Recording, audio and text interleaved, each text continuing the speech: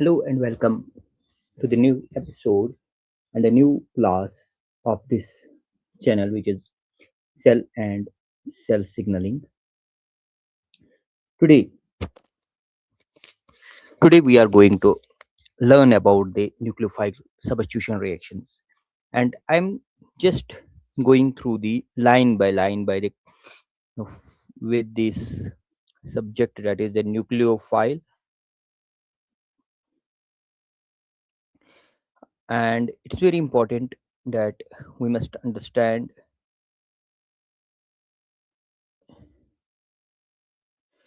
So first of all, we will try to understand and make it easy for you to know what is very important to understand for you people is the nucleophilic substitution reaction. Most of the students who are um, studying in the class 12th are preparing for the NEET examinations will find this a little bit difficult, this program. That's why this topic, that's why I am here to give you the complete outlook of this topic so that it will be easy for you.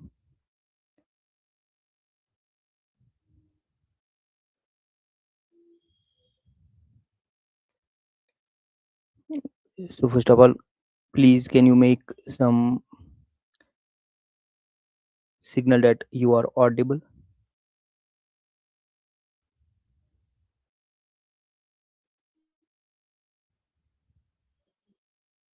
Now I have added the screen and we'll go directly to the topic.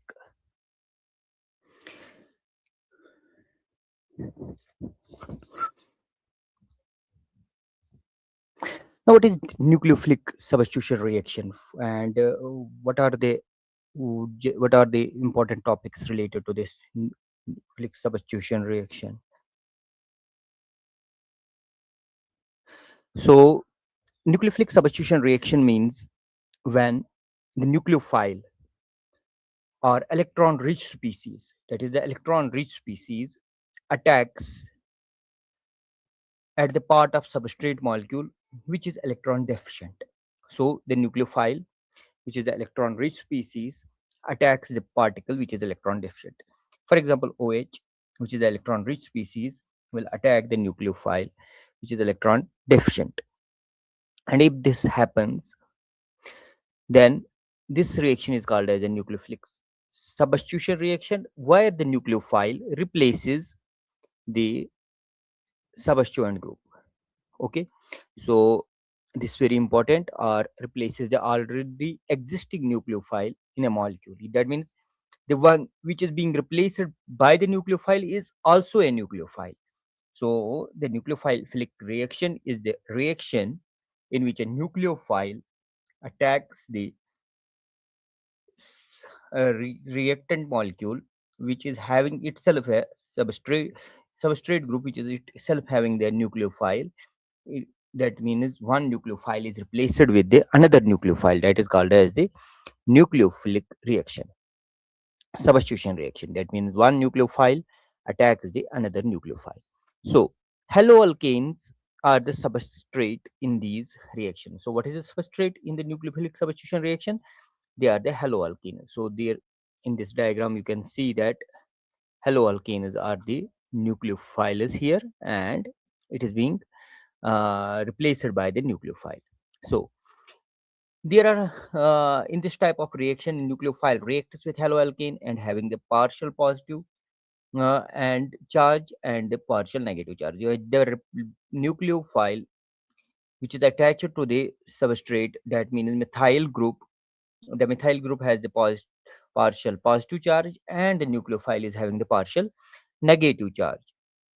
And in this case, this X is the halogen. That is, a halogen is partial positive charge on the carbon atom bonded to the halogen. So when this carbon atom is bonded to the halogen, that means it is having the partial positive charge. A substitution reaction takes place. A substitution reaction takes place, and the halogen atom called leaving group departs as halide ion.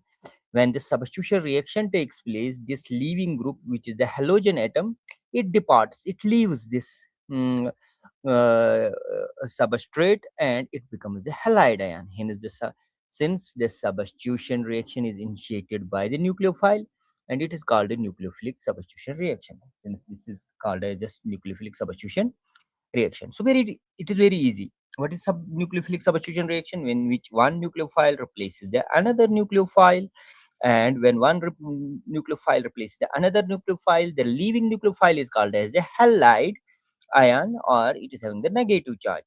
Please like and share this video, because if you will like this video and share this video, it will reach to the other people. And I am trying to make it very easy for you, because most of the NEET exams it is being asked there, and people I was just early in the morning, one of the student was he with talking to me, and he said I found it very difficult. So I said, let me give some lecture on it, and you should watch that lecture, and it is for that person also, as well as the other people who are finding it very difficult.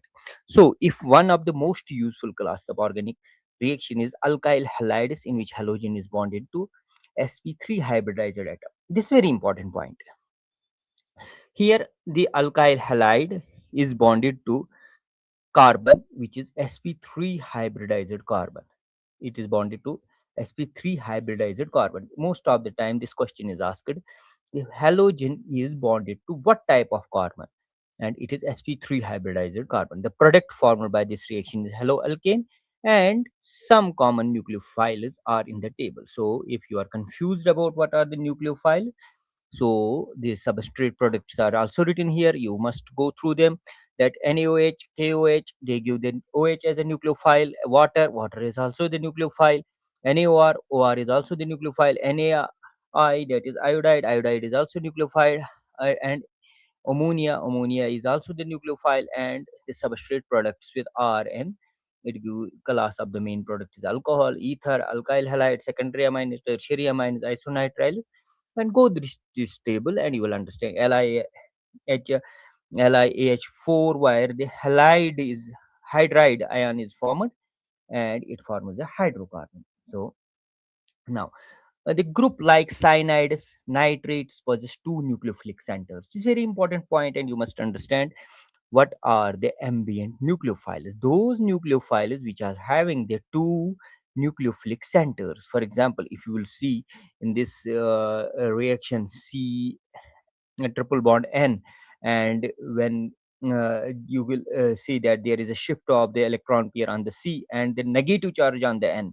So sometimes C can act as a nucleophile, and other times C double bond N negative can act as the nucleophile. So this is actually these are called as the ambient nucleophile. So if sometimes in the exam there will be a small question that which of the following is ambient nucleotide. So this is the example of ambient nucleotide. Now moving ahead, we will say haloalkanes react with the HCN form the alkyl halide, and the product, while HGCN forms isocyanides as a chief product. Explain why this is happening. This is the question. That is, HCN is predominantly ionic and provide a cyanide ion in a solution.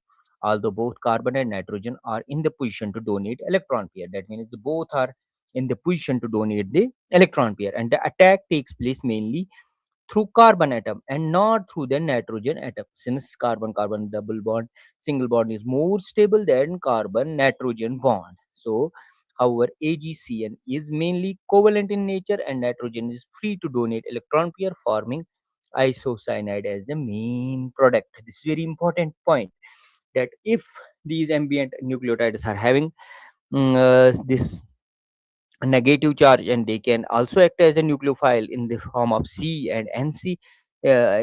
C can act as a nucleophile, N can act as a nucleophile, but when they go in the form of reaction and form the alkyl cyanides, the main product, while is AgCN forms isocyanides as the chief product. Why they formed as a isocyanidus as a chief product? Because C takes place in the reaction.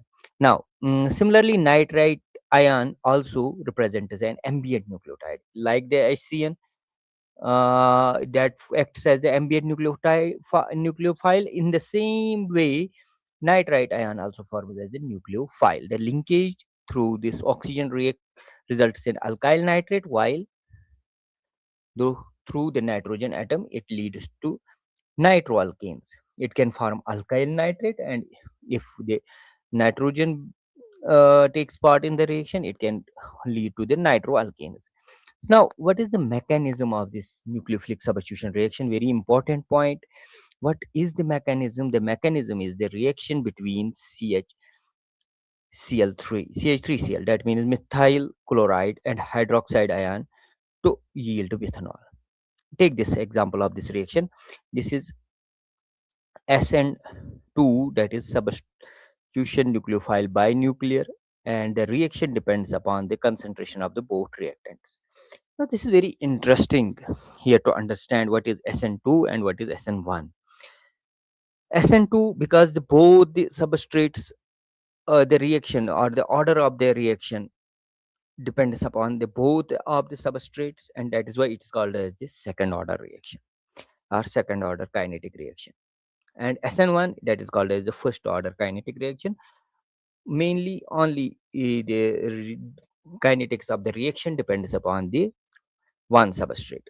Now take this example. This is methyl chloride, and for example we have added the NaOH in it, Na positive, OH negative. Now this OH negative comes and interacts with this methyl chloride. There is no bonding. This is just the interaction, that it's coming very close to the methyl chloride, and there happens this strange thing, and this strange thing is very very fast, and you will not get in any intermediary product. And when you will not get any intermediary product, that means it is for this fraction of second, or it is for the small time, or it is just that somebody comes in and somebody goes outside. For example, you might have seen the cartoons or the comedy of that a famous non-speaking actor. When he somebody policeman is running behind him, he goes from one side of the door, and the door is open on the both sides. They can shift the door. When policeman enters on the one side, he leaves on the neck on the other side of the room, and this process continues. In the same way, when OH comes, it comes and forms interaction with methyl group, and it finds a space when if it is primary methyl chloride, and it is primary halide, alkyl halide, then it's very easy for them because the steric hindrance is less, and you can see this is coming and forming the interaction. When this starts forming the bond with this ca- central carbon atom, this halide leaves as Cl negative. So this is very important. It depicts the bimolecular nucleophilic substitution reaction. The incoming nucleophile interacts. This is very important. It interacts with alkyl halide, causing carbon halide bond to break, and new bond is formed between the carbon and attacking nucleophile. When it comes and starts interacting, that means they just started making the bond. It causes the breakage of one bond, and other bond leaves. In here, it is the carbon oxygen bond formed between the C and OH, and these processes take place simultaneously, and these processes take place simultaneously. So this is very important in a single step, and no intermediate is formed. So there is no intermediate bond formation as the reaction progresses, and the bond between the incoming nucleophile and carbon atom starts forming. As the bond becomes starts forming, and the bond becomes between the both atoms and leaving group weakness. When the bond starts forming, the carbon atom starts forming the bond between carbon atom and the leaving group starts breaking, yet weakening, and it breaks away. As this happens, the three carbon hydrogen bonds of the substrate starting moving away from the attacking nucleophile. That means the three carbon hydrogen bonds of this substrate. Carbon hydrogen bonds, there are three carbon hydrogen bonds, you can see in this diagram. what is being said that they start moving away from the attacking nucleophile, and in the transition state all the three CH bonds are in the same plane, and the attacking and leaving nucleophile are partially attached to the carbon. That means the leaving group and the attaching group, they are partially attached to the carbon. And here you can see that the valency of the carbon is, it is attached to the five bonds. How is it possible? Oh my god, this is the exceptional case where the C is attached to the five bonds, as attacking nucleophile approaches closer to the carbon. When it comes closer to the carbon, CH bond still keeps on moving in the same direction till the attacking nucleophile to the carbon, and this leaving the group leaves the, and leaving group leaves the carbon, and the CH bond keeps moving in the same direction. They start moving in the same direction till the attacking nucleophile attaches to the carbon and leaving group leaves to the carbon. So as a result, configuration is inverted. Now this is very important point. What is being said here? That there is a movement of CH bonds, and there is a movement of this CH bonds until the nucleophile comes and other nucleophile leaves, and the configuration is inverted. What does it mean? That means this is the inversion reaction. There is, this is not the retention reaction where the bonds are fixed. Any nucleophile comes and gets attached to the carbon, still hydrogen and carbon bonds are not moving anywhere, they are remaining there.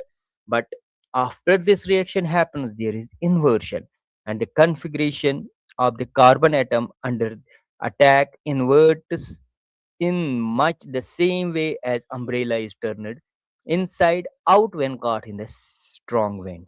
This is very important. That means the configuration of this structure, this carbon attached to the hydrogens is getting inverted. That means it gets in the opposite side. For example, the umbrella, which is whose spikes are downwards, when the wind comes and they go upwards, and this changes the direction, and this process is called the inversion of the configuration. So you must remember that in SN2, in SN2 nucleophilic substitution reaction, there is inversion of the configuration, and in this transition state the carbon atom is simultaneously bonded to the incoming nucleophile and outgoing group. Such substrates are unstable, cannot be isolated, and thus in the transition state carbon is simultaneously bonded to the five atoms. Oh my god, this is very scary. This is very scary. That means carbon is attached simultaneously to five atoms. How is it possible? But it becomes possible here. So this is this configuration. That means the arrangement of functional groups around the carbon atom. What do you understand by the configuration? That means the arrangement of the groups around the carbon atom, and there are two structures of the same compound, and they differ in spatial arrangement of functional groups attached to the carbon. Structure A is the mirror image of the structure B. So we say configuration of the carbon in structure A is mirror image of the configuration of structure B. Now, since this reaction requires the approach of nucleophile to the carbon bearing the leaving group and the presence of bulky substituents on the near the carbon atom has a dramatic inhibiting effect.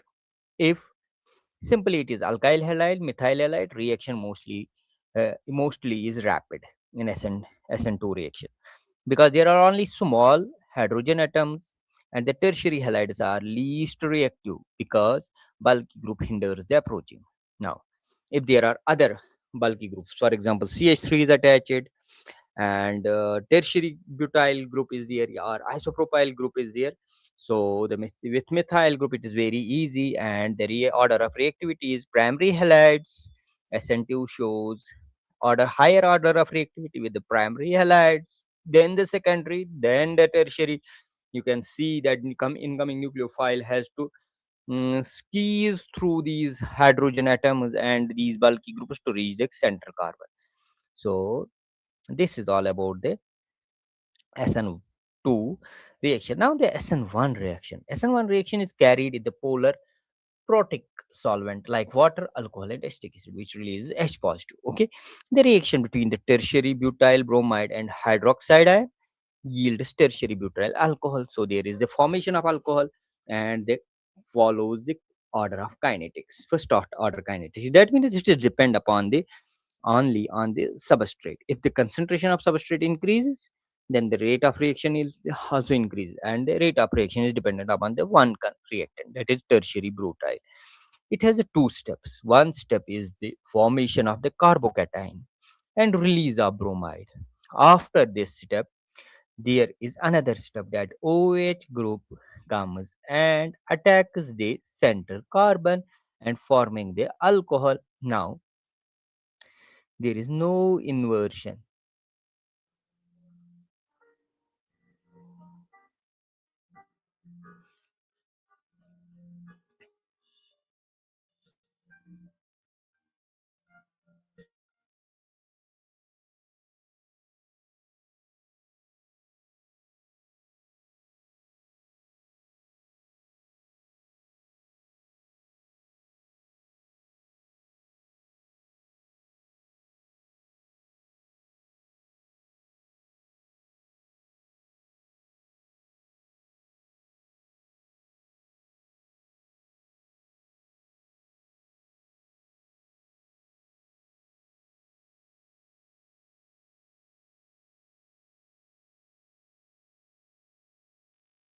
There was a phone call from a friend because there is a meeting after half an hour, so that's why he was calling me. Now you can see step one is the slowest step and reversible step. It involves CBr bond breaking, and for which the energy is obtained through the solvation of the halide ion and with the proton of the protic solvent. That is why there is acetic acid and water. Since the reaction depends upon the slowest step, the rate of reaction depends only on the concentration of alkyl halide, not the concentration of hydroxide ion.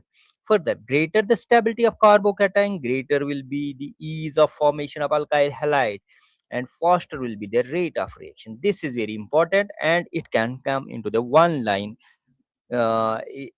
question that greater will be the ease of formation of alkyl halide depends upon the greater the stability of carbon cation, and faster will be the reaction. They can also put the slower will be the reaction there. In case of alkyl halide, tertiary alkyl halides undergo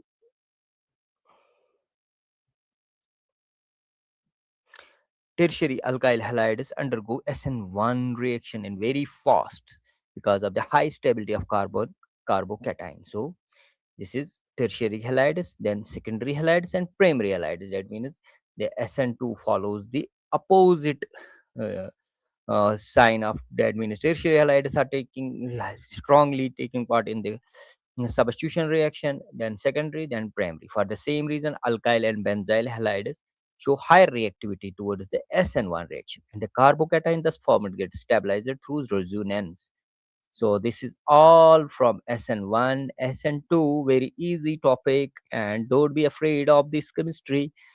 Then in the next topic, I will tell you about the optical activity and molecular asymmetry. And in the next topic, please comment because sir, make this video as soon as possible, and we will understand what is resmization and what are the rhythmic mixtures and what is retention and what is inversion. That's very important to understand.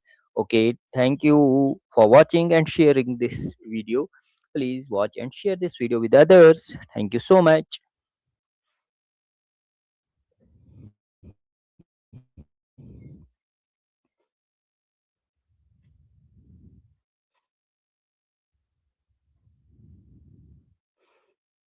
I'm going to end this stream.